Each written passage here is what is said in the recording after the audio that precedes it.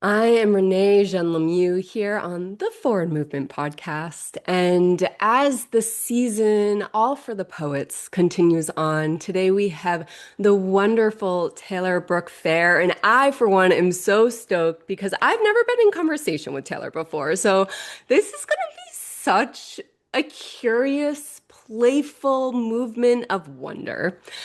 Taylor, before we begin, the first opening question is how has the act of forward movement transformed your life? Oh my gosh.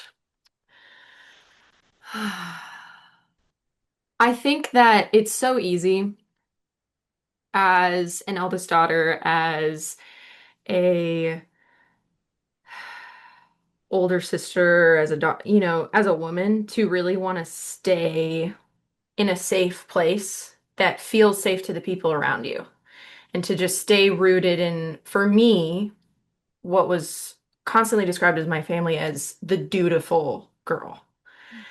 And I think that being able to move and especially move forward into my own life has given me the opportunity to be exactly who I was meant to be. So I, And what have you taken action on to allow yourself to be where you are right now? I think it's trusting myself, gaining trust within myself to be able to share my poetry. For example, I never thought that anyone would really care about my writing. I was one of those people that when I was in school, all of my teachers, when I was in high school, they would say, "Oh, you should study literature in college." And when I was in college, they said, "Can you please take on an English minor and whatever?" But then after I graduated, I didn't do any of that. But after I graduated, I just went so full force into doing and doing and doing just anything I could to provide value to the people around me. And I work in creative fields. So for me, that was like learning a lot of technical stuff, being behind a screen a lot, and to be able to move forward into a more visible space where I'm sharing my poetry, I'm pursuing acting, I'm getting out from hiding behind things. I think those are the actions that I've taken to step forward into a more true version of myself. What's a big struggle or a wall that you've hit beyond what you just said about the family dynamic and breaking out of how you are perceived? A wall that you hit when it came to being seen in your artistry? I think it's related to the perception, but I really am a person who I crave validation. I crave like attention and validation, and I was very scared that stepping into that more true artistry was going to be off-putting to a lot of people. And yes, it is. You're not for everybody. That's how it works. But I have experienced a level of acceptance and support that I literally never thought would be possible. It's not like I have a million followers or I have all these metrics to lean on that, my marketing brain wants to lean on, but I have had actual interactions with people who have come up to me in my life and said, "Oh my gosh, that spoke to me so much. I love to see you do this." People I don't know that well that are saying, "Gosh, you're just glowing. You look so in love with life." And, the fact that people would take time out of their day to make a meaningful connection like that over the things that I share and the things that I create I mean, I really am so grateful. I just love poets. Taylor, I don't think I've teared up so much in conversations on this podcast than I Oh have my this season so God. far. And Yeah. there's a thread of relatability. Like, Hmm. even to acknowledge to be seen in that validation, just yesterday I had conversation with someone about that. And I haven't talked about that in months, maybe even a year. Yeah. wild. And what, like, in the process of the realm of the creative director that you are, and in the realm of your own creativity, how do you move through offering something out and not getting instantaneous feedback? How do you move through that for yourself? I really just have to know before I share it, when I'm sharing it, that this is the truest thing right now. And I think the most like concrete example I can give is sending in self-tapes as an actor. A lot of the time, you get no feedback at all. You get What ghosted is all the that? time. What's So self-tape? it's auditions now. So the way that auditions are, because of COVID, it's all digital. So I shoot all of my auditions by myself with like someone reading the other lines, and then I send them up into the internet, and then I never hear back about them or see them ever again. So it's very much one of those things where, A, as an actor, you just have to be okay with rejection, and it's been such a hard journey to walk this year for me. But I think that when I tape something, I have to know, okay, that was the best performance that I could give. That was the most honest performance I can give. And it doesn't really matter if casting loves me or not. You know, like obviously I want that. So, I want to be booked. I want to be working on set, but it's really about finding, like, the challenge from the universe for me this year has been finding my own sense of like internal validation and trusting myself. And that's been it. I have made a post about it. I have experienced rejection to a level that I never have before because I've never put myself out there to this level and pursued the things that I'm really passionate about to this level. And so the flip side of that, like I've already said, is that I've experienced acceptance and, connection that I never would have if I would have just kept trying to be the dutiful daughter, trying to stay behind a screen, trying to support other people's dreams, which in and of itself is not bad, but is not true. So,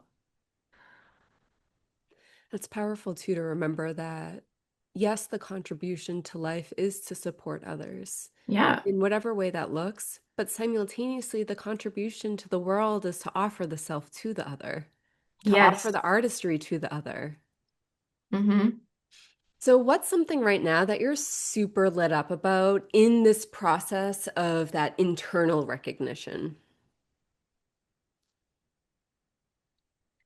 I think right now, with where I'm at, there's no single project that I can say this is the one thing that I'm super lit up about right now. I just really am falling in love with my life. And every day for me is an opportunity to pursue one of these amazing paths I have in front of me. I mean, I just feel spoiled with riches with where I am in my life right now.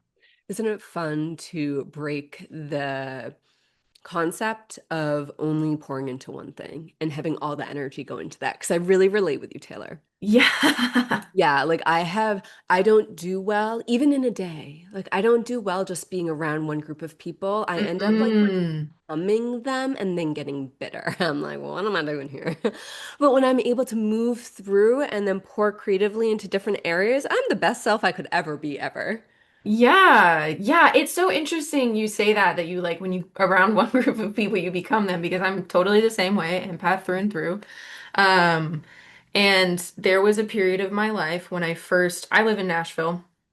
Now I'm from Los Angeles. When I first moved to Nashville after college, I was around this one group of people a lot, all the time. And I really, really, really was trying to be one of them. And not one of them as in like belong as myself, but like one of them as in twist and contort and be one of someone that would work in that dynamic. And it made me bitter. It made the people around me not want to be around me anymore.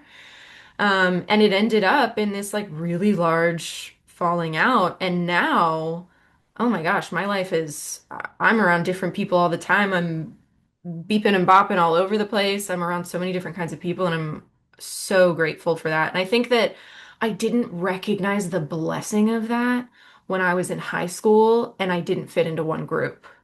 Because it's still like there is a teenage version of me inside that still struggles that I never fit into.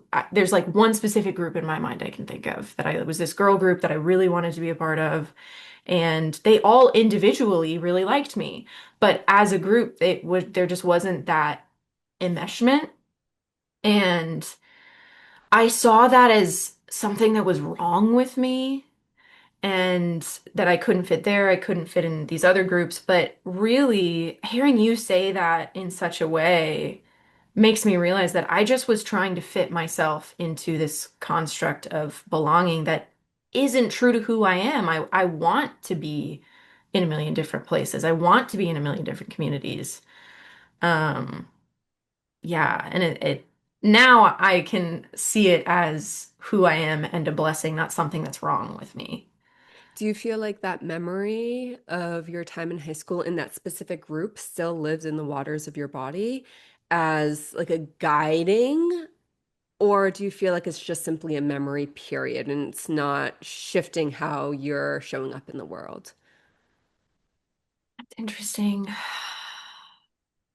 I've really been considering whether it's my high school self or who I was 2 years ago, or, all of these different pieces of who we are that live within us forever, because you are always you, um, holistically. And I think that that particular memory, when it comes to relationships, doesn't really guide me per se. But that is something that I've been asking myself, like, how much is this version of myself guiding me through the waters? And is it, I don't know if you are familiar with parts work, the IFS family system. It's a branch of psychology that essentially says you have a lot of different parts of you. You have a core self, but you have a lot of different parts. And, one of those parts would be this version of me that was in high school that struggled with never fitting in.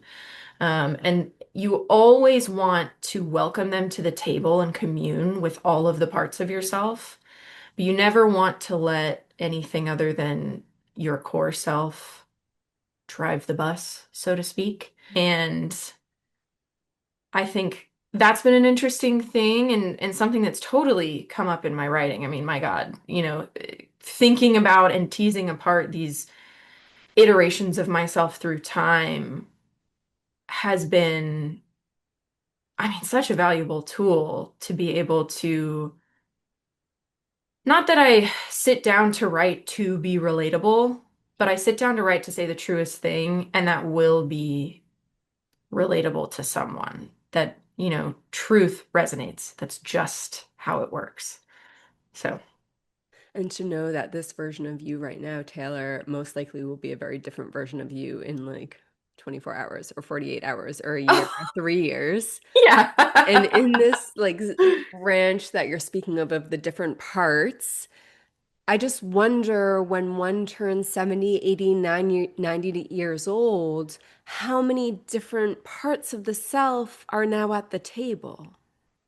Yeah, and that's an interesting question. My the therapist who originally introduced this system to me said that I have a very complex table. I have all these different little parts that some people, when they think about it and sit with themselves, they have like, the movie Inside Out, how there's like the six, seven, eight characters. And that's how some people understand themselves. Me, I've got like like lists and lists and lists, and we've got to like schedule.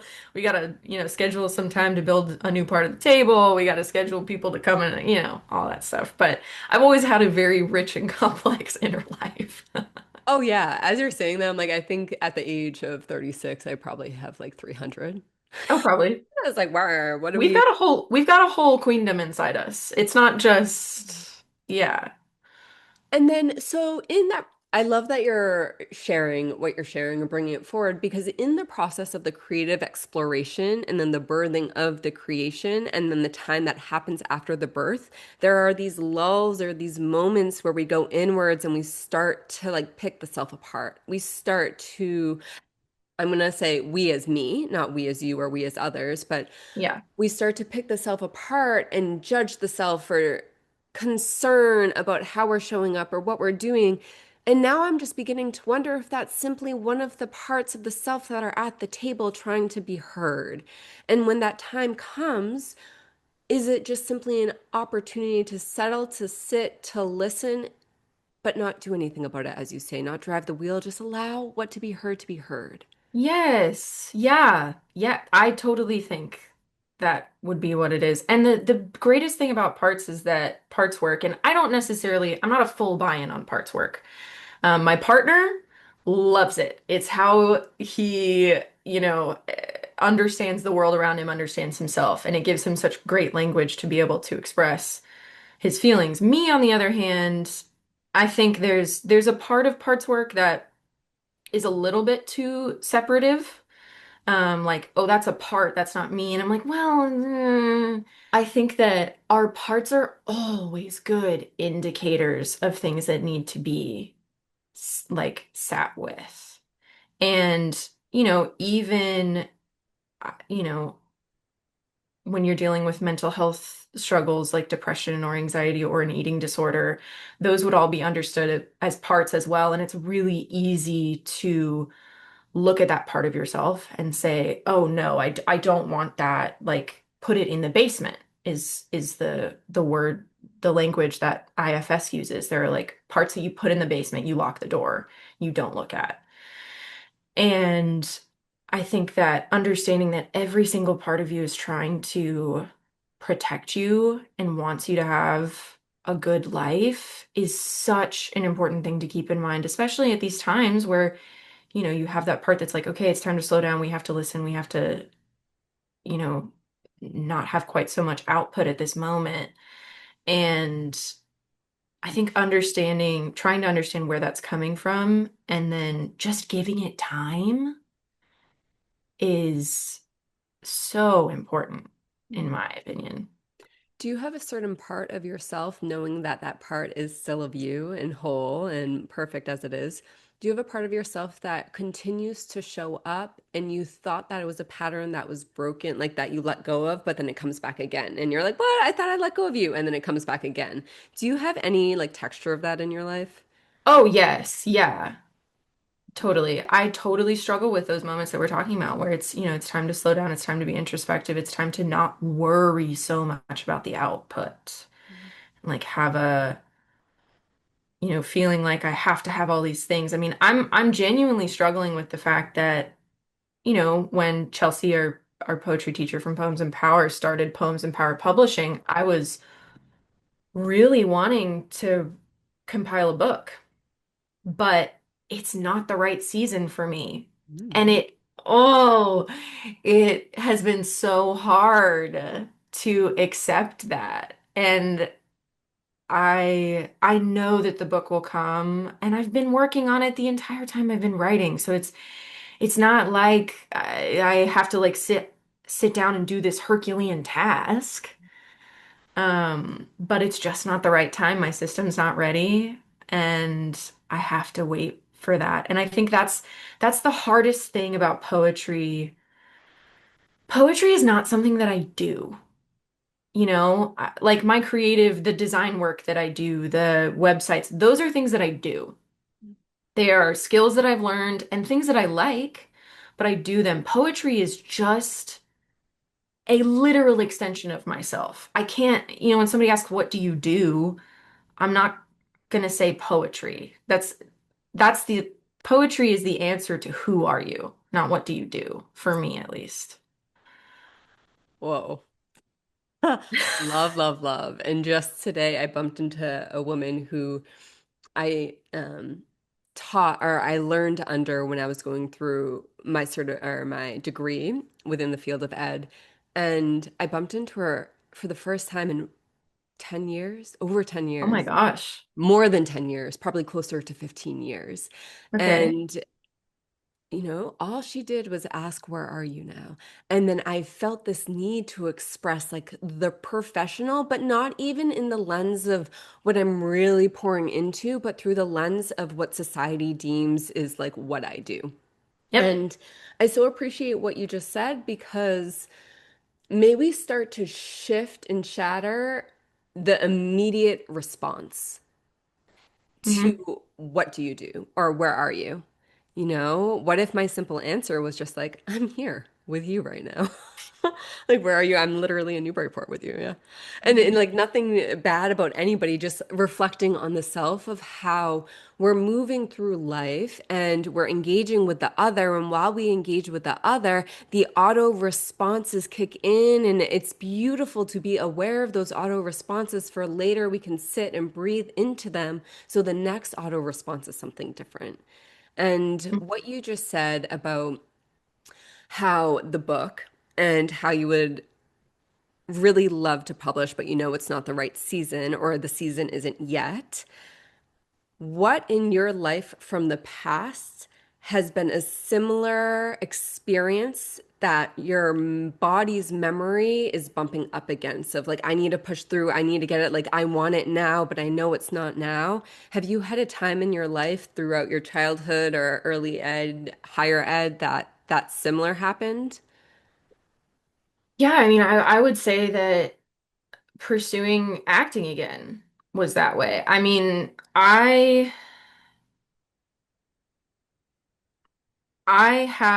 grew up in a theatrical family. My sister is currently doing a musical in Italy. I'm going to Italy on Monday to go see this musical, see her perform.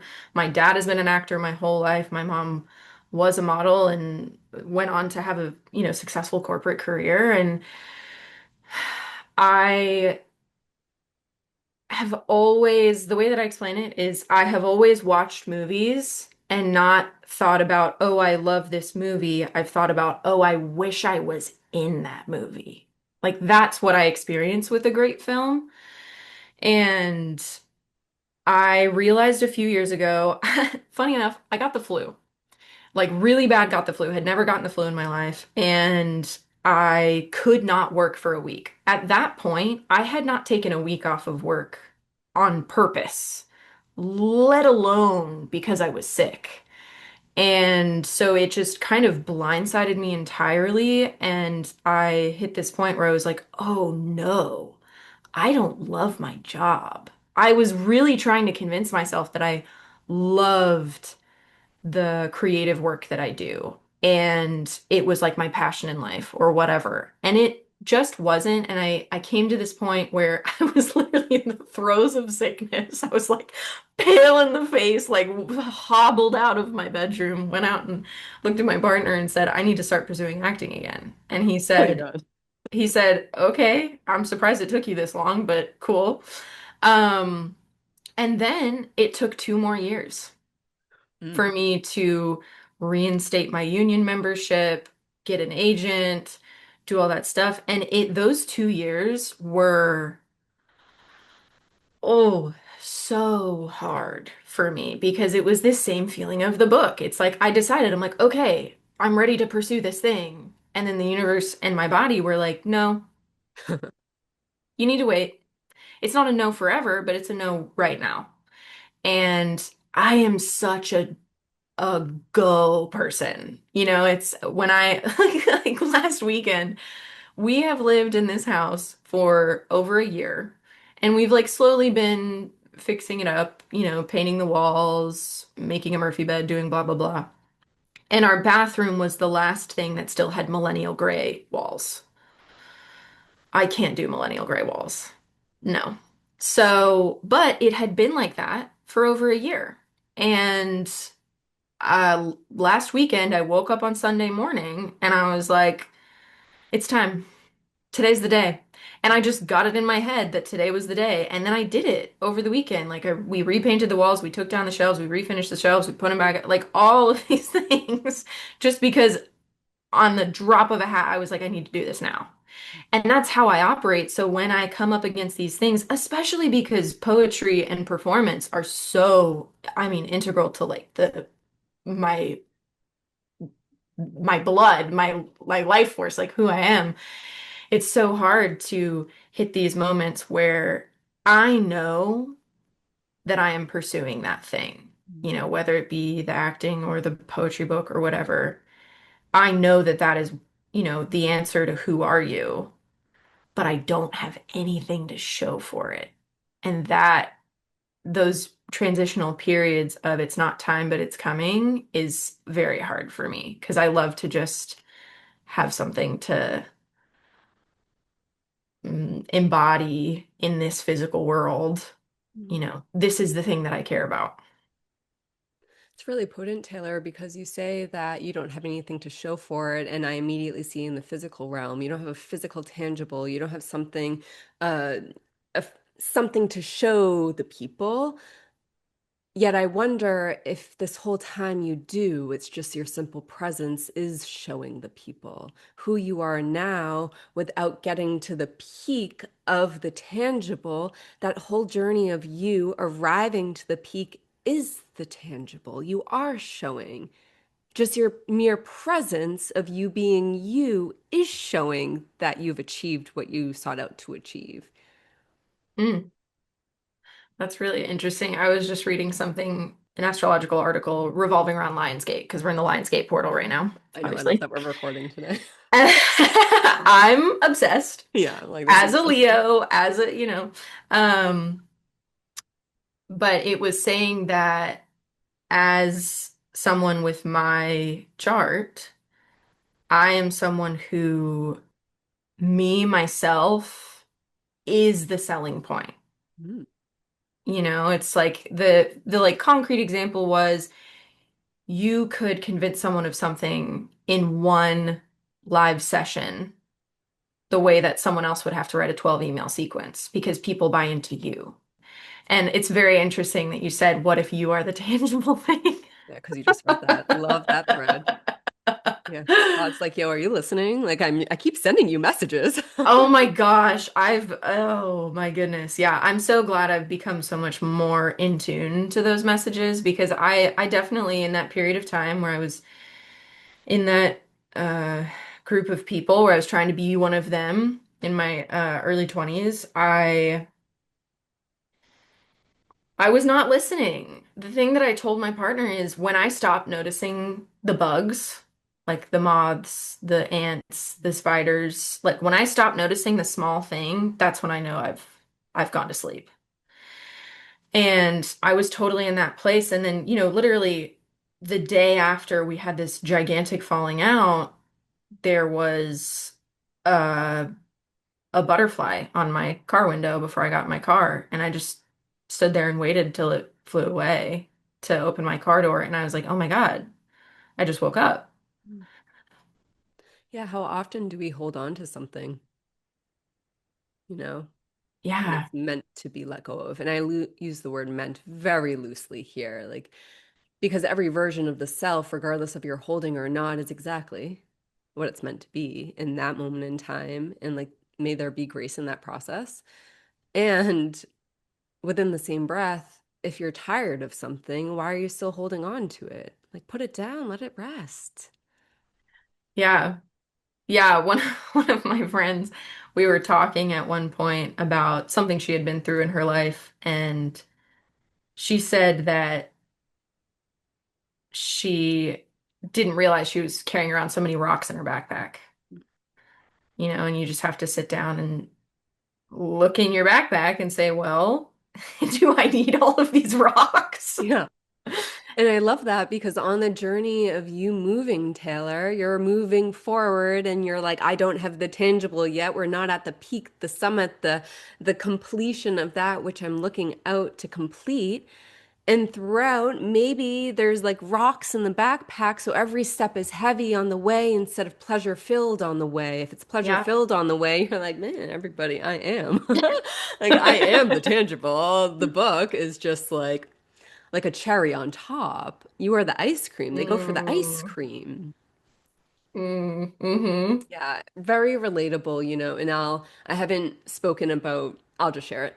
The book that I'm moments away from publishing, I'm I so excited. Yeah, I'm Taylor, so I excited. really am stoked. I cried last night. I just keep tearing up about it because 10 years in the making, though. This is the Yeah. point, is that I started this book 10 years ago, and about 8 years ago, I thought it was going to be published. And Mm, then another 4 years goes by, and I thought it was going to be published. mm, And there's a deep, it's a trip to be a human because there's a deep-rooted faith, and within the same breath, there's a questioning of the faith.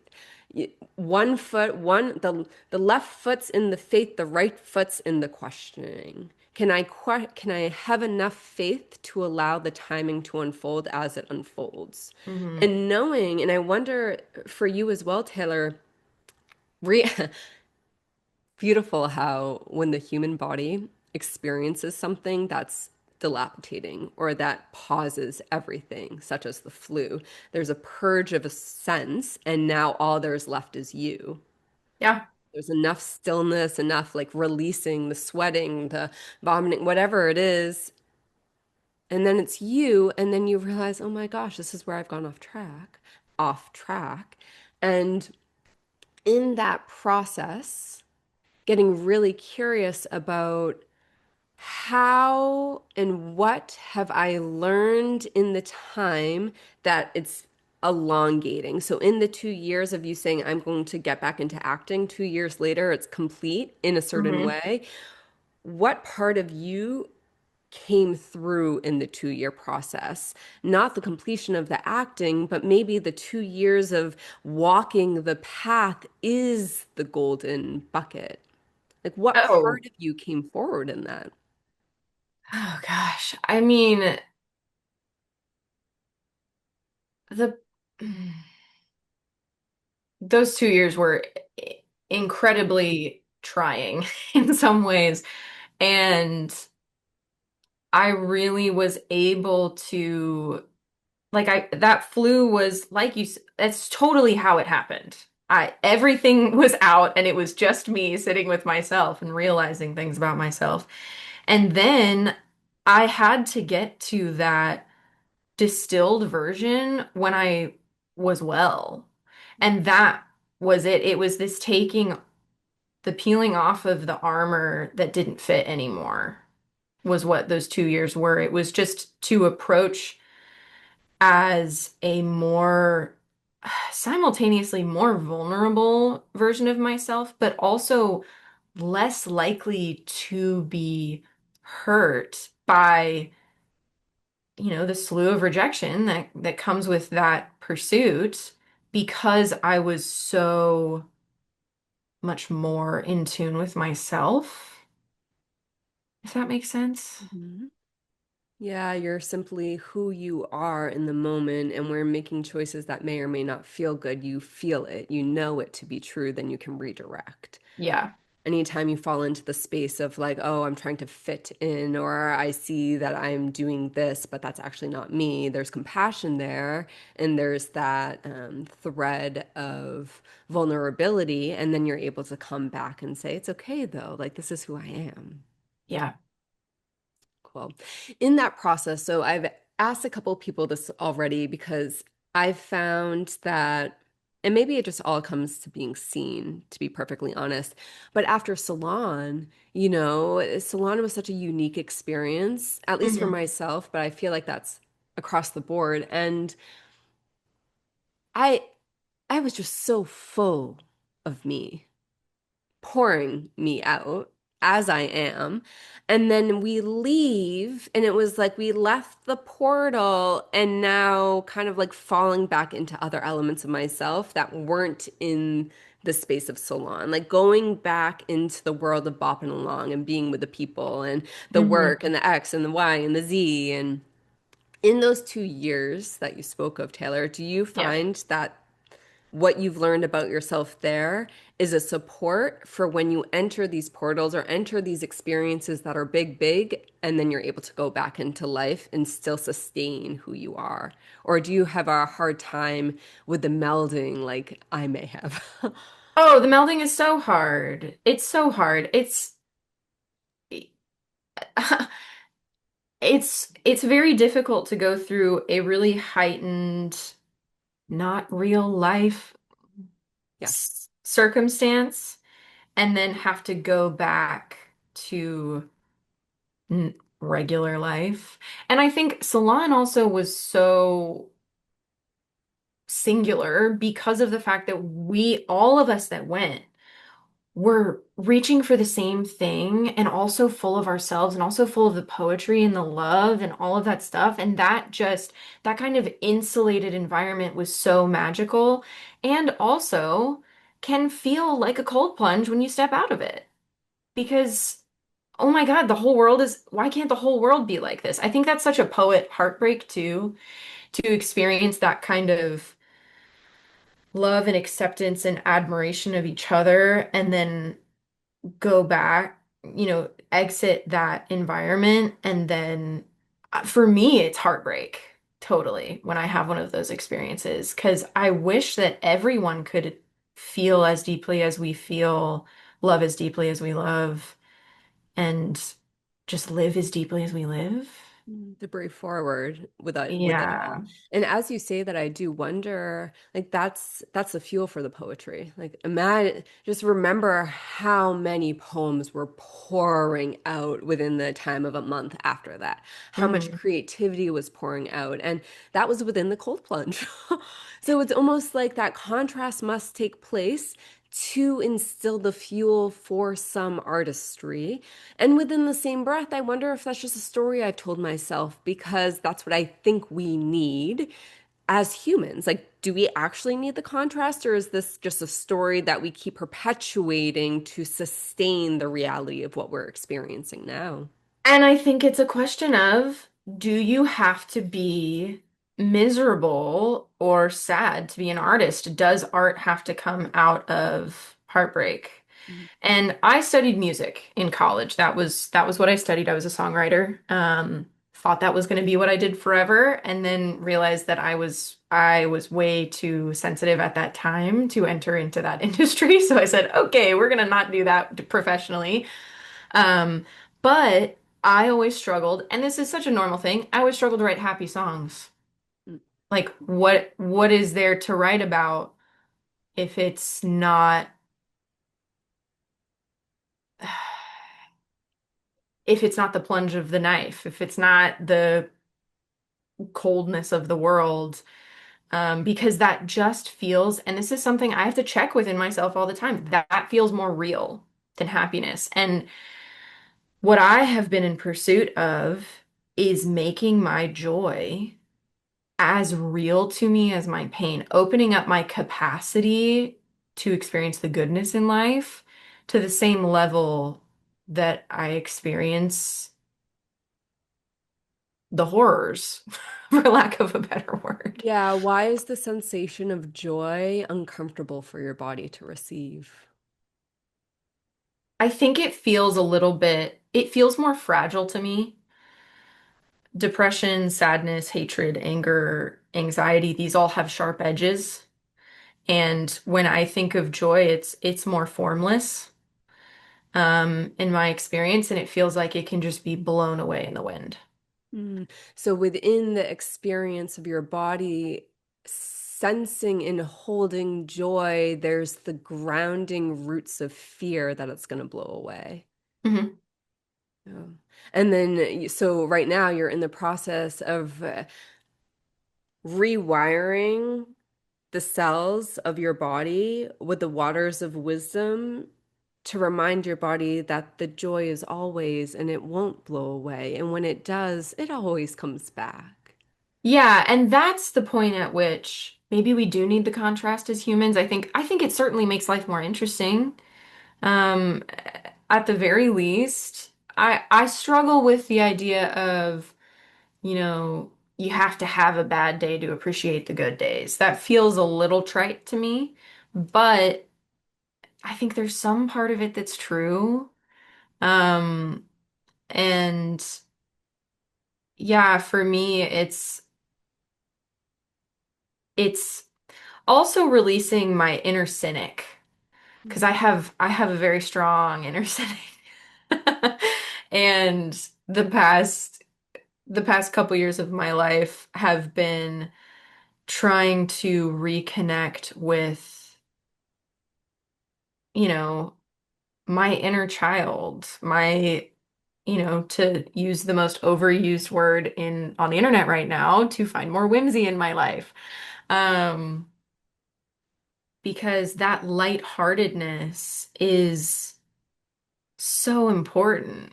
And I can keep it grounded all day long. I can be a very serious and reverent person, but there's also such wonder in,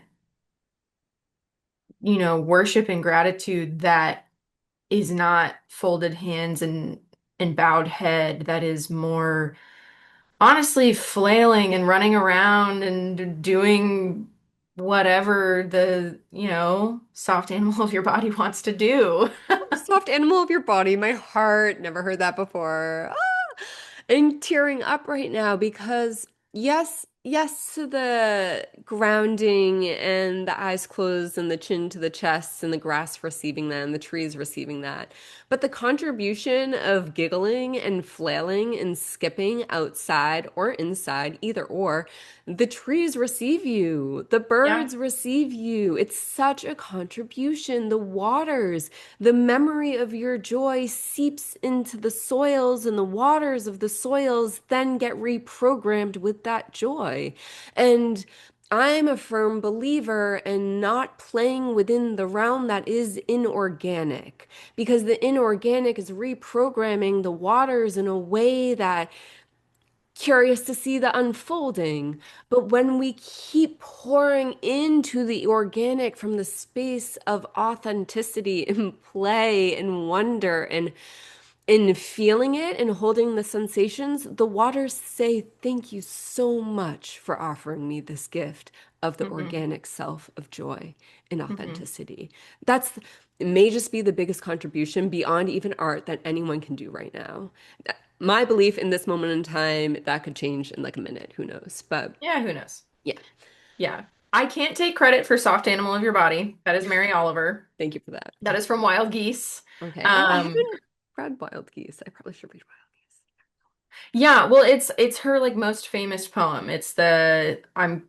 I don't know it by heart. I literally had it on my desk until a second ago because I went to a Mary Oliver workshop because I saw a new documentary about her life and her writing called Mary Oliver Saved by the Beauty of the World. And I mean, she's an incredible poet.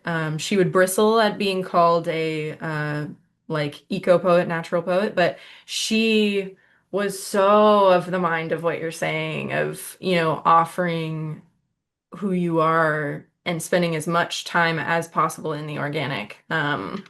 So incredible poet. Definitely, definitely read some of her work. I'm gonna go on a journey of her life through her poetry. I've done it with one other poet before. I've done it with Louise Gluck, where I read all of her poetry books in the order that she published them, and I got to see a woman grow up essentially through her writing, and it was really incredible because I was assigned Louise Gluck when we had the poet assignments in Poems and Power. I mean, gosh, what was that last year? I have no idea. It feels like it was so long ago.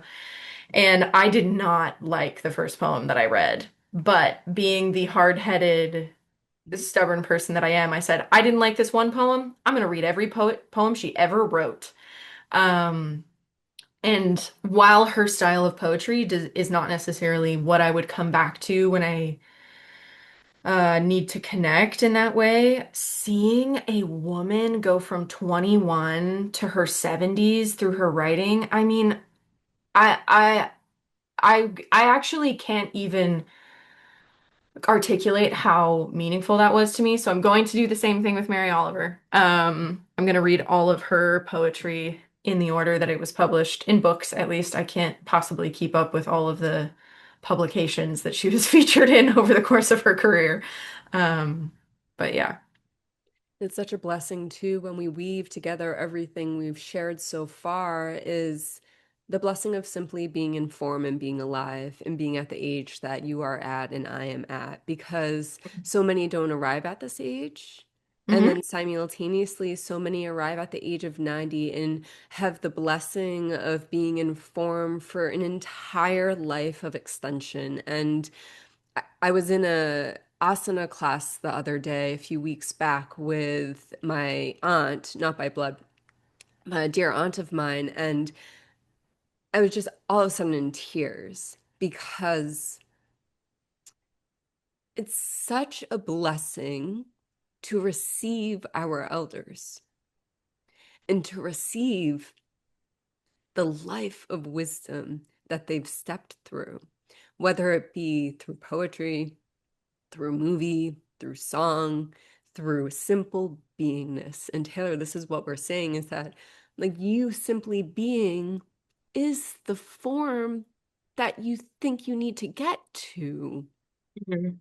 It's not the book, it's not the movie, it's not the song, it's not the relation. It's simply to stand and to be received by the other.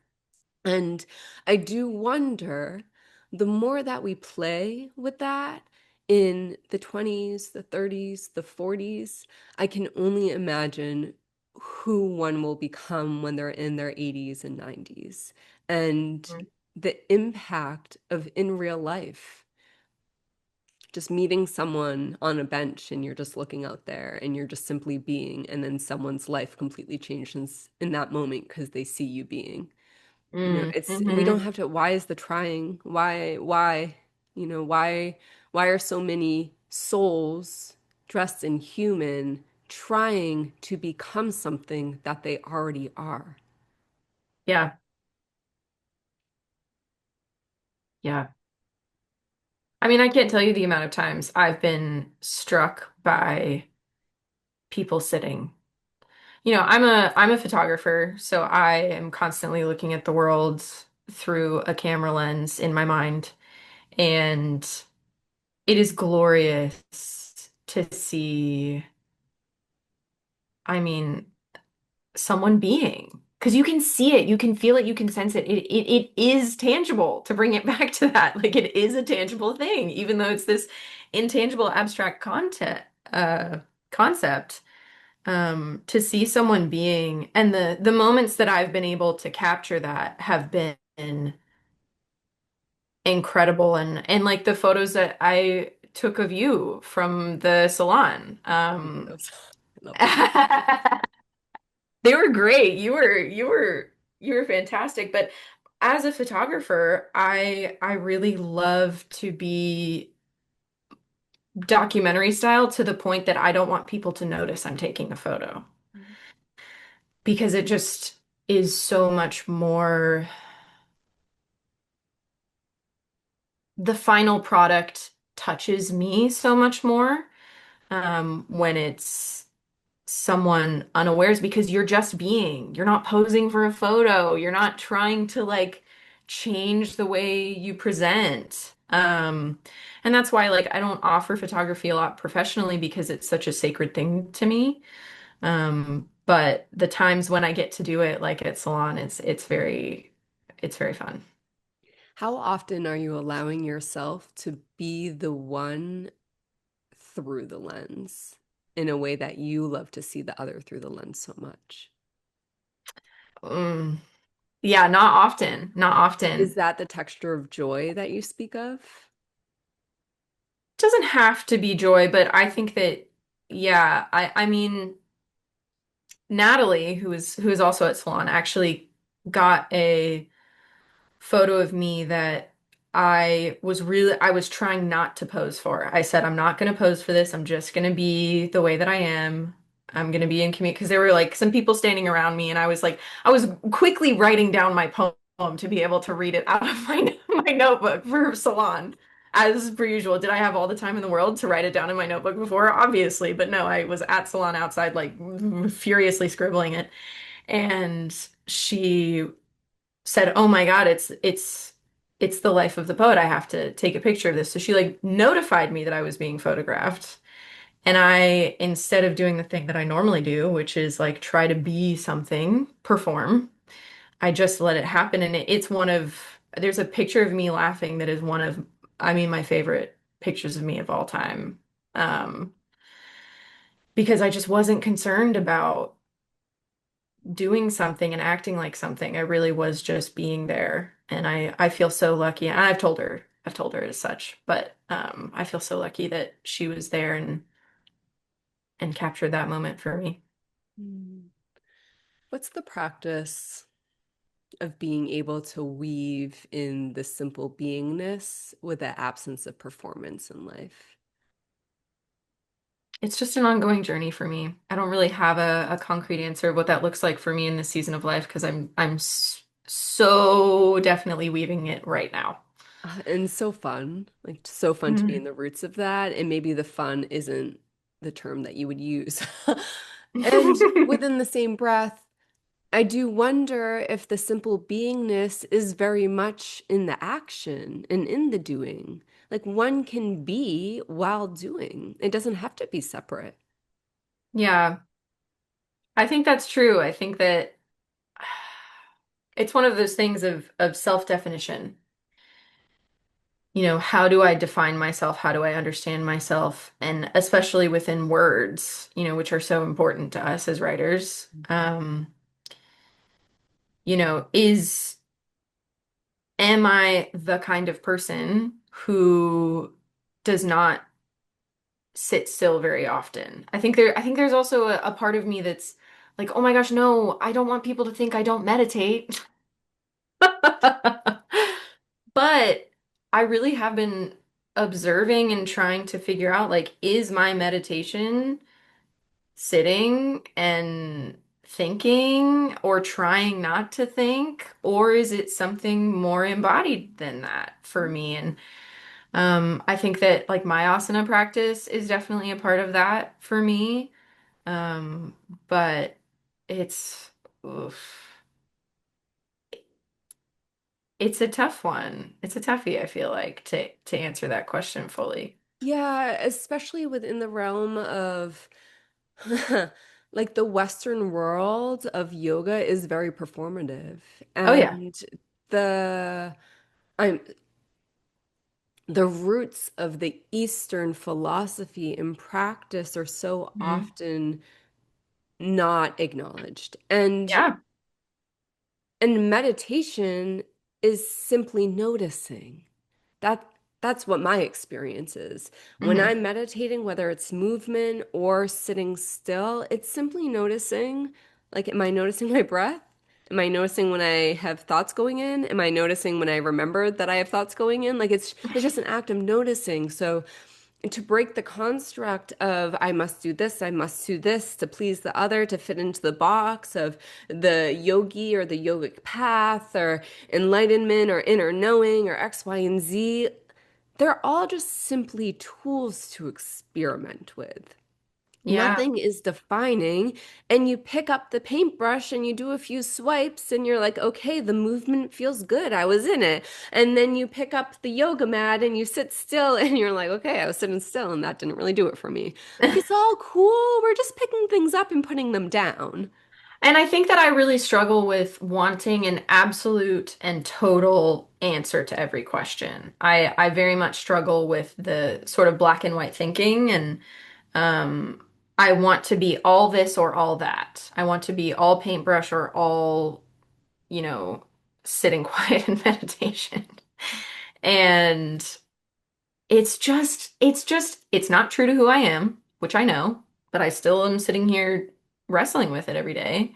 And it's just not true to living things, you know, like you go into a forest and it constantly changes. You never walk into the same forest 2 days in a row. Yeah, and it also leaves me to wonder, though, if like the black and white thinking you're speaking of, and I'm sure many listeners are relating to what you're saying, is like, is that actually a thread of who you are? And like what are the nuggets of beauty and the impact of greatness that come from the way in which you see things in the black and white? Hmm. I think I've honestly spent a lot of time uh, experiencing that black and white thinking as a negative, which is actually really interesting that you asked that question in that way as a result. Because, you know, early in our conversation, I talked about how all parts, you know, all parts are welcome, no parts are bad. And I think I'm realizing I've come to a place where I'm not curious enough about that black and white thinking. Then in what ways? So like the black and white thinking, you're acknowledging and seeing that it's like, yo, you're at the table, but like I put you on a tiny, tiny stool so I can't see you. Like you're here, but I'm not seeing you here. So you're really Tiny, not tiny here. stool. Oh my God. Maybe one day you're gonna be like black and white, you get the bigger stool, you get the booster today, and then like one day it may have like the bar stool, and it'll be like the highest. Who knows? Maybe it'll say Who knows? little. But within the same breath, it's like the multicolored nature, and I find it very fascinating, Taylor, that you play in the realm of multicolor. You Hmm. play and dip in the different textures. You have acrylic, you have watercolor, you have like powdered that you just ground in the corner through rock. You have all these different textures through the theater, through the poetry, through the lens of the camera. You are by nature multicolored. And it leads me to wonder if the black and white thinking that is getting pushed down is actually seeking to rise up to balance that multicolor. And maybe not, but maybe there is an essence of it that, because I'm not black and white, I dabble more in the color. But I also acknowledge that I have black and white thinking of when I have an idea, or specifically in the professional setting. Yes. Someone like comes up to me, and I work with youth and then fellow ed. When someone comes up to me, I'm like, wall, like my belief right now. Like I'm not available for Hmm. that. And then so I can see where the black and white is, but I also feel like that way of who I am in the intensity of that the other meets me at, it's probably really uncomfortable for them. It's probably really uncomfortable for me to witness and acknowledge myself in this like harsh one way or the other. Hmm. But at the same time, it's such a nugget of wisdom and gold. If I didn't have that way about me, I would be so fluid that I would blow with the winds and I wouldn't have any roots. Yeah. Yeah. Yeah. You putting it in that metaphor of multicolored versus black and white is really interesting because you know, perhaps the black and white serves as the outline and it gives me this, gives my internal system the structure to feel safe to be able to pursue that litany of color, you know? I think that's a really interesting thing to ponder on. Yeah, and I'm seeing it as you're speaking. I'm seeing it in like the masculine and the feminine. In my unofficial mentor, Keone Hanalei from Hawaii, he's taught me that the masculine is the heart, the feminine is the womb. The right side is the masculine, the left side is the feminine. The right side, that black and white, the left side, that multicolor. And how often we feel so comfortable in the multicolor while simultaneously I'm like, oh, I don't want to wear all those colors. I want to be like ninja today. And then there's other times where it's like, yo, I don't even want to touch the masculine side of me. The whole idea of the construct and the form and the structure to allow the fluidity to move through is like, ooh, no, I just want to be fluid. I don't want to, don't put me in a box. Do not put me in, don't have me wear that outfit. Like, I'm going to do me. So it's really fascinating as a human or as a soul dressed in human that we're on this journey of continuously exploring with when we feel more comfortable with that feminine essence of the self and when we're feeling more comfortable with the masculine essence and when both are able to be welcomed within the same room. And I'm using the masculine and the feminine in the way of every soul has that aspect of them regardless of how they're Yes. born. Hmm. Yeah, they're energies and everybody has them and there's the people who are extremely balanced are the people who have incredible things to offer to the world and that don't fit into that binary that we think of in terms of gender. It's beautiful. I love the language of the masculine and the feminine. I feel it very deeply within myself. And then I just wonder, I really do, if the act of being in joy is an immediate rebalancing of both. to Oh, simply be in that's really joy. interesting. I feel like that's true. That feels true. Yeah, it's so Yeah. simple. So We can have like a simple. whole hour-long conversation, then we can just be like, oh, wait, we just have to play, or we just have to like see the bird tear up, and then we're both. It's Yeah. so fun. Okay, so then I also know that you are in the lands of creative director, and that's a path that you also pour into of like guiding others through their own creative process. hmm What's something that has really surprised you in that journey of guiding others through their creativity? Oh my, it's so much easier to guide someone else. It's so much clearer when you're standing just at the threshold, than it is when you're in the middle of it. And I guess the part of it that not so much surprises me, but is just so meaningful to me is to be trusted with somebody's vision and trusted to come inside the creative house of their mind and be able to make things manifest. It might not be my passion in life to work in Adobe Illustrator or Squarespace or whatever, Framer. But I do and have always and will always love people and love to help them, um, bring their vision to the world. I mean, that's so meaningful to me. Mhm. What's the greatest gift and contribution you give the other? I think that it depends on what you value. I would say for defining what I think is the greatest gift I give, I would say dedication. I really dive in, and I think a lot of people that work in creative try to understand and need to understand what's the product or the service, what's the ideal customer, and how do you generally want it to look. Like you can do a whole campaign off of those few answered questions, but I'm too interested for that. I'm too curious for that. I want to know how everything works. I want to know what your company culture is like if you're at that level. I want to know what your personal workflow is like if you're at that level. I just really love to know as much as I can so that the brand or the campaign or the website feels like you. I want it to feel like you, not just to look like you. And I think there's something a little bit witchy about that side of me that like wants to imbue everything I work on with some kind of energy.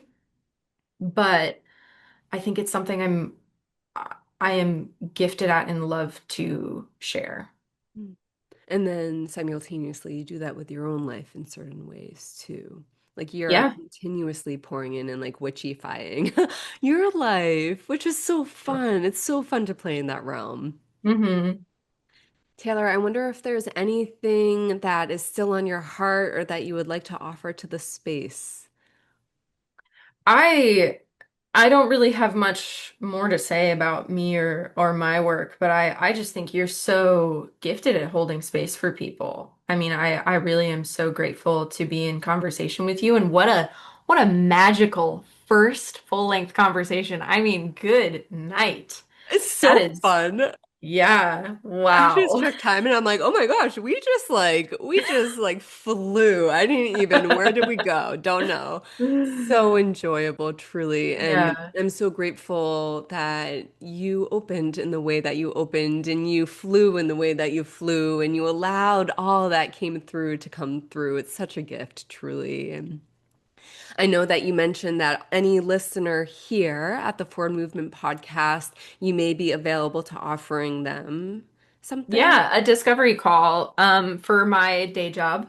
Um if there's anybody listening who has their own company or brand or even is a creative like us or a poet and just wants to talk about some ideas and how to improve their online, digital presence, I would love to talk with them about that. I love working with people who are really story driven and care about like Mary Oliver, Saved by the Beauty of the World.